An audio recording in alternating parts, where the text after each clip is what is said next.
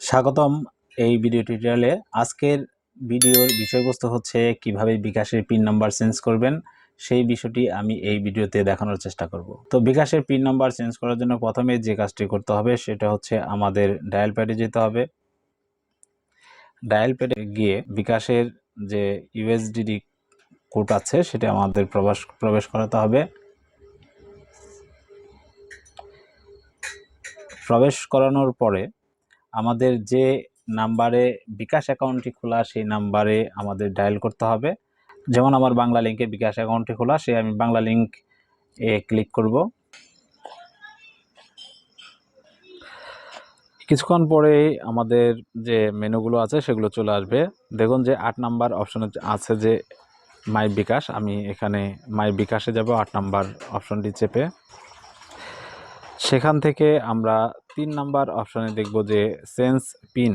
আমরা 3 নাম্বার অপশনটি চাপব এবং চেঞ্জ পিনস অপশনে চলে যাব। সেখানে যাওয়ার পরে দেখুন যে এন্টার ওল্ড পিন দেওয়া আছে আমাদের, অর্থাৎ পুরাতন যে পাসওয়ার্ডটি আছে আমরা সেটা প্রবেশ করাবো।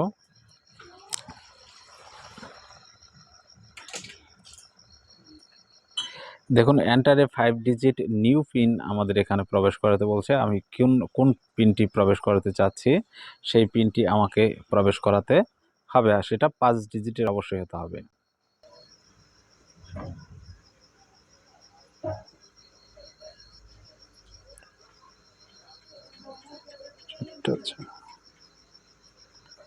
পুনরায় আমি নতুন পাসওয়ার্ডটি আবার দিব।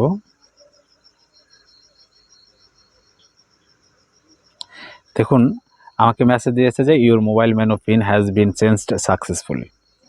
আমি সাকসেসফুলি আমার বিকাশের পিন নাম্বারটি চেঞ্জ করতে পেরেছি।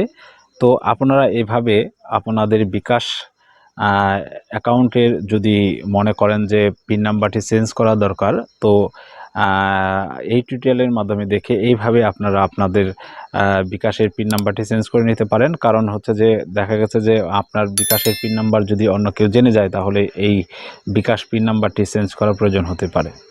ধন্যবাদ ভিডিওটি দেখার জন্য।